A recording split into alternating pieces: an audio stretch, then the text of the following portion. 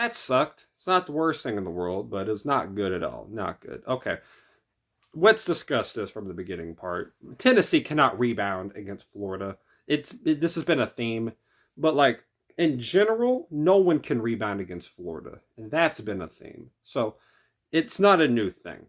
But what's a bit different is the amount of fouls Tennessee picked up today was ridiculous. I know the refs weren't perfect. No one's refereeing is going to be perfect, but for today especially, just watching Tennessee consistently get foul after foul after foul after foul, it was not good. Two guys fouled out. Lanier and Meshack fouled out, and Akpara almost did too. Milicic was in foul trouble the entire game.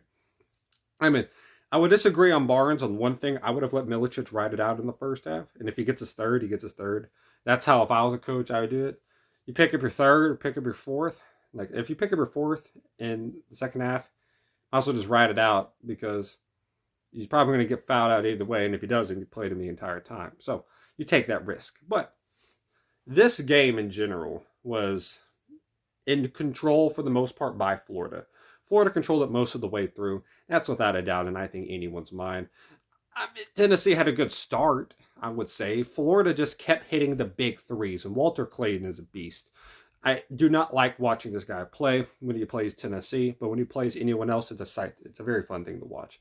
The guy's hits consistency, the biggest shots. He feels like he doesn't miss, but he went 4 for 10 from three. But he feels like he just doesn't miss. It's one of those few guys that's just like he feels like he makes everything, but he doesn't. It's weird. He just hits the big time shots. And this wasn't perfect. I thought the defense wasn't bad at all by Tennessee. It's just the rebounding helps with Florida. They're great at sealing. They're very good at boxing out. They know how to get their guys in position on the big man. So if you swing it to one side, they can position themselves in the way that they can seal and give guys easy driving lanes. Just that simply. I mean, it's really good basketball on their part. I don't like it, but it's true.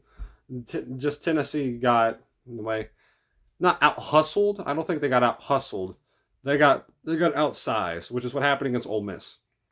This is a theme of Tennessee's. They don't have great big men. They have good shot blocker of Akpara. I think he's a pretty good shot blocker. Milicic is not a great rebounder. Phillips, he's not bad at all, but he doesn't bring a lot. He doesn't. He's just a good fill-in minutes guy, in my opinion. He brings some hustle, and he can put some stuff back in, but there's no one that's phenomenal out there. And you look at the guy Condon for Florida, he can take a one-on-one in the post and make something out of it. No one on Tennessee's big men can. None of the three can. So that's the big advantage Florida had, and that caused Akpar and some of these guys to get into foul trouble in the post because they were going up and trying to block shots. Akpar had like 3 or 4 today, but you do get those fouls, which put your guys in bad positions, especially with Milicic in that position already.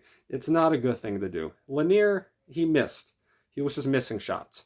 He made some good ones. He was the mid-range killer like he usually is, but he was not hitting his big shots. Like second half, he got in, had a big shot, could have cut it to 4, missed. Those are key shots you have to make. And Jordan Gainey was hitting his. Jordan Gainey was a beast throughout the entire game. He had the best. I think he led everyone in scoring of 22, 23, something like that. Dude was amazing. If he continues out into tournament play, that will be a big thing for Tennessee. Then you got Zakai Ziegler. He did his thing today. I would have loved to see if he got more shots, but he did his thing. I don't think there was anything bad about his performance at all. Just Florida has a thing that's very rare from a team that can shoot as well as they can, is that they're not just going to shoot the three. They're not going to just, I guess, settle is the best word. They're not going to settle. They're going to attack at all costs and make you work defensively. And for a team like Tennessee that's great defensively, that sometimes can play into their style. But when you got rebounders as good as Florida does, it's very tough. It's very tough to keep up with all those things at once. And you saw that yesterday against Alabama. When they attacked, they were killing them. So they had to close, so they had to play back a little bit, and they were just killing them from three. They just didn't miss. They just didn't miss. And that makes it so tough because they're going to still attack at you. Even their walk-on from yesterday was attacking on everything. Like, that's just what Florida does. And that's very tough to guard. You only can beat them by out. I think the only way you can really beat Florida is by outscoring them. I mean, Tennessee beat them early in the year, but Tennessee at home is almost an unbeatable team. The only team to do it this year is Kentucky. And of course it's Kentucky. It's their rival. They're most used to playing at Tennessee.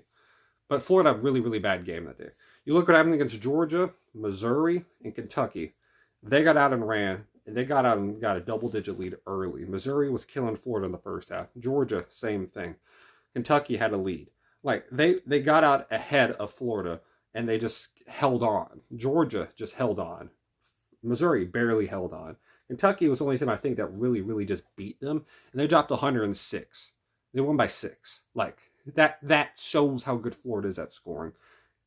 It's disappointing to some extent, but there is the thing of Tennessee still a really, really good team. Just Florida's the best team in the country. I said that after they beat Auburn. They're the best team in the country, and I don't see any team really beating them until at least the Final Four. Duke has a chance. Duke is definitely up there because Duke's figured out how to play without their number one guy, and when they're starting one of their key rotation guys, Malik Brown. That was a big thing for them.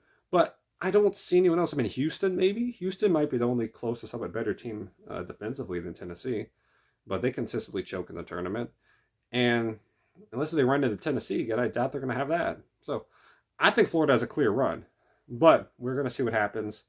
And Duke will get the number one seed. The one seed of the ones. And Auburn is iffy right now. I don't know.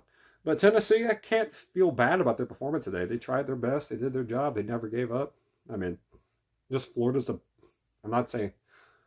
I can't say they're the better team, but they have the biggest advantage, which is rebounding, which I guess you can say makes them the better team. So they play better today. So that's my opinion. Good job for Tennessee. We'll see where they're positioned. They should be probably the highest second seed since Michigan State lost. Bama got killed. And I don't think St. John's is better than Tennessee, just in my opinion. But they could definitely get the higher 2 seed. St. John's or Tennessee is going to be fighting for that 2 spot. I don't know. But we're going to see what happens. Put in the comments your own opinions. Hope you have a great day. Stay safe. Remember, God bless you all.